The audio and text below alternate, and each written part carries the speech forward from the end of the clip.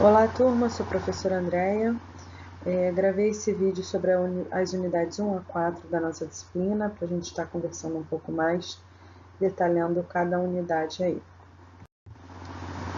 Quando a gente fala de gestão de pessoas, a gente quer entender mais sobre o capital humano, que é tão importante, se ele for olhado com atenção, porque aí você consegue ter um aumento da produtividade, né, e consequentemente dos resultados da empresa. Então, é necessário um olhar mais atento da organização para os seus próprios funcionários. Na unidade 1, a gente fala bastante sobre o histórico e a evolução da gestão de pessoas, e a gente dá um enfoque muito grande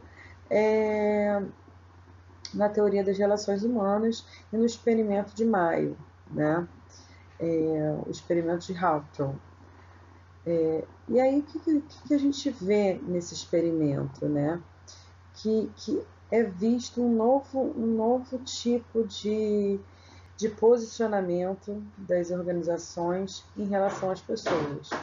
Porque no passado, né, com a teoria clássica, eu coloquei aqui até nesse quadrinho, a gente tem um comparativo, né, de como o ser humano era visto como uma máquina, que o objetivo dele era fazer a tarefa em si, que ele tinha que ser altamente técnico, que ele tinha que obedecer regras e a divisão dos trabalhos.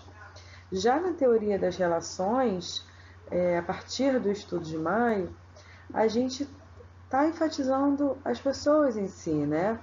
A gente está entendendo como aquele funcionário está trabalhando, como é que é a dinâmica do trabalho dele, como é que é a dinâmica do relacionamento dele com o trabalho, com o chefe, com a equipe de trabalho, né?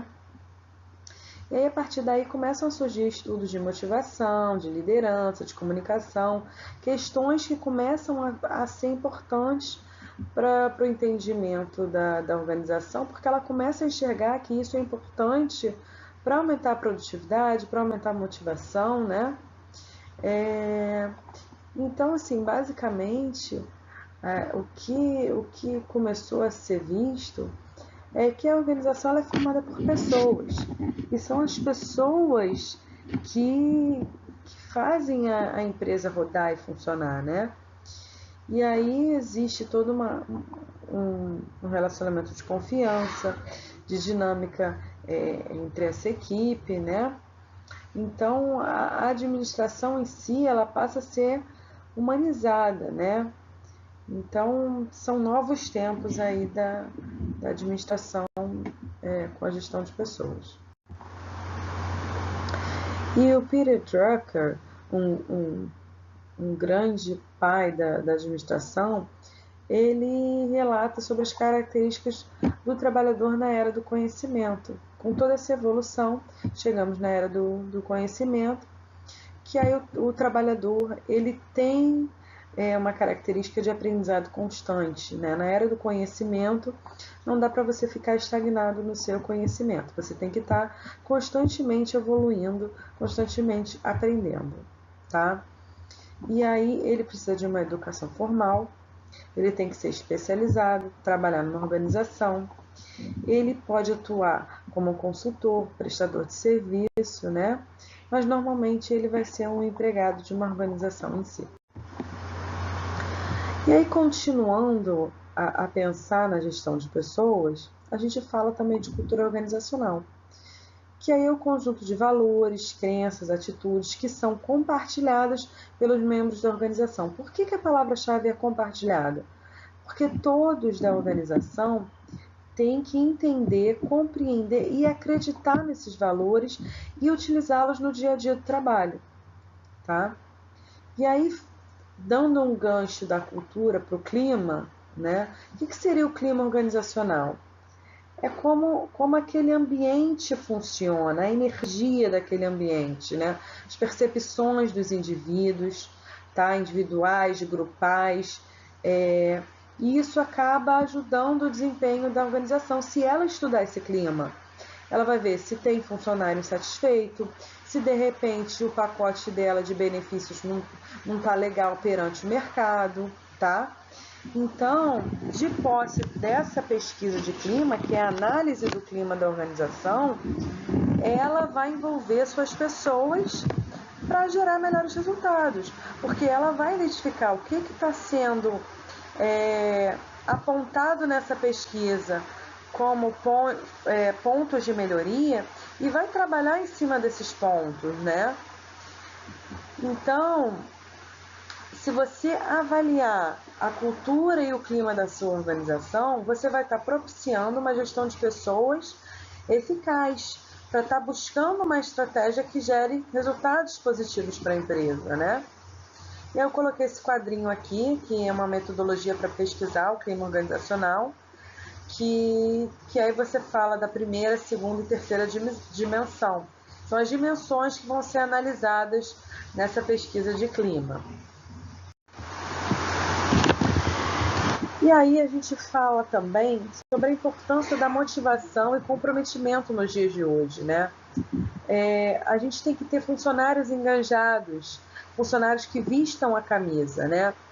E comprometimento é uma palavra muito forte, porque não é só você estar ali trabalhando, não, é você se ver dentro da organização, se ver dentro dos objetivos, ver que você é pertencente àqueles resultados, tá? Então, muitas das vezes, a gente tem dificuldade de estar mapeando se um funcionário está motivado, se ele está comprometido, porque são questões muito subjetivas, né? Que, assim, às vezes acaba ficando intrínseca à pessoa e é difícil de você saber exatamente o que passa dentro da pessoa, né? Então, assim, o ambiente muda, as pessoas mudam, mas a missão da empresa principal sempre vai ser administrar seu quadro de pessoal, para estar garantindo um resultado lucrativo, um clima benéfico dentro da organização. Então, tudo está linkado, tudo está encaixado, uma coisa leva a outra. E aí as organizações elas têm que aproveitar essa era do conhecimento para estar buscando vantagem competitiva. Eles têm que aproveitar o conhecimento que é gerado na própria organização. De que forma a gente consegue obter conhecimento na organização? Com o seu capital intelectual, com os seus funcionários.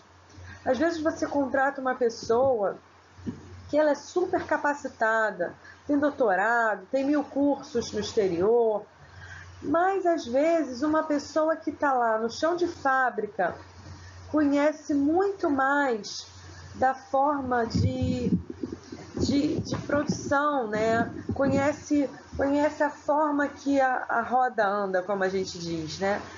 Então, não menosprezando nenhum tipo de conhecimento, né? Mas nenhum invalida o outro. Então, é importante a gente estar explorando todo tipo de conhecimento dentro da sua organização, valorizando realmente as pessoas, tá? Então, o que seria a gestão de conhecimento? Ele é um processo que a organização ela vai sistematicamente coletar, organizar, compartilhar e analisar todo esse tipo de conhecimento que a gente conversou. Então, o conhecimento ele tem um grande elo com a aprendizagem, porque depende do outro. A aprendizagem, você vai estar enriquecendo esse tipo de conhecimento dentro da organização. E aí, a gente vai falar um pouquinho agora sobre recrutamento e seleção. Já que a gente está falando do nosso capital humano, né? Quando a gente fala em selecionar, significa que a gente está escolhendo pessoas, né? E aí, para estar escolhendo as pessoas, a gente procura ver o melhor perfil que atenda às necessidades da organização. Então, a gente tem que verificar quais pessoas que mais se aproximam ao modelo que está associado com os objetivos estratégicos da organização. E aí as pessoas têm que saber que tem uma vaga nessa organização, né? Ela tem que saber que a organização está ofertando essas oportunidades de emprego. E aí que a gente fala do recrutamento, que é quando você inicia esse processo de preenchimento de uma vaga. E aí tem o recrutamento interno e externo, tá?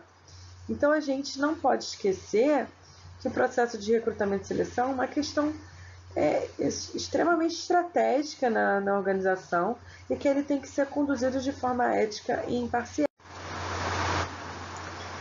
Agora falando um pouquinho de recompensas, né?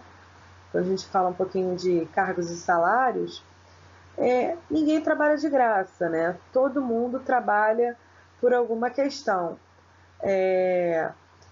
Claro que essas questões às vezes são materiais, às vezes são não materiais. Se você faz um trabalho voluntário, você não recebe dinheiro propriamente dito, você recebe recompensas não materiais, né? Então vamos falar um pouquinho do que não seriam essas questões não materiais, né?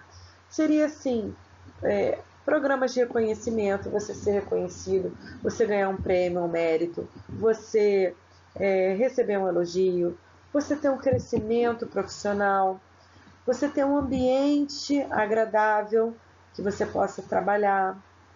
E aí, quando a gente fala de recompensa material, a gente está falando de remuneração fixa, variável e os benefícios. A fixa é o salário base em si. Já a variável inclui bônus, comissões, participação nos lucros. E os benefícios são questões como 13º, férias, né? Assistência médica, de refeição, por aí. E aí, o que seria o plano de cargos e salários? Ele é um documento que estabelece essa política salarial. Ela tem as estruturas dos cargos, né, a nomenclatura dos cargos, as funções dos cargos e os seus salários. Para quê? Para estar identificando os itens, para estar podendo promover e reajustar os funcionários dentro de uma organização. E a maior vantagem de você ter um plano de cargos e salários é você dar transparência a esses processos de promoção e de reajuste salarial, né? Para você ter uma solidez da sua política salarial, para estar deixando claro para todos os funcionários quais são esses critérios de promoção e reajuste. E aí, nesse quadro, a gente vê o que engloba os planos de cargos e salários, né?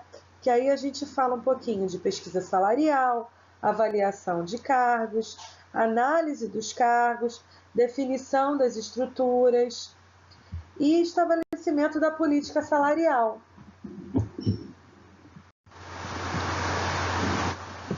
E aí, quando a gente estuda as funções para estar colocando no nosso plano de cargos e salários, a gente fala como a gente identifica as funções que a gente precisa. Muitas das vezes a gente identifica também aonde a gente tem os gaps, né, que precisam ser melhorados, as competências que precisam ser trabalhadas. E como é que a gente tampa esse gap, né? Como a gente preenche esse gap? Com treinamento. E aí, o treinamento, ele está associado, está superando problemas de desempenho dos empregados, como também está preparando para novas funções, além de estar também se adaptando às novas tecnologias aí no mercado, tá? E aí, quando o assunto é treinamento, o que a gente quer que aconteça nesse processo de mudança? A gente quer aumentar o conhecimento da pessoa, a gente quer melhorar as habilidades e a destreza, a gente quer desenvolver, modificar comportamento e a gente quer elevar o nível de capacidade das pessoas, melhorar o nível de abstração. Bom, turma, é isso. Espero que eu tenha ajudado vocês. Saibam que qualquer dúvida vocês podem contar comigo através dos fóruns de dúvidas, através das mensagens diretamente lá pela nossa central de mensagens, ou indo pessoalmente lá no meu dia de plantão, tá bom? Eu estou à disposição para estar auxiliando vocês. Bons estudos, obrigada, tchau, tchau.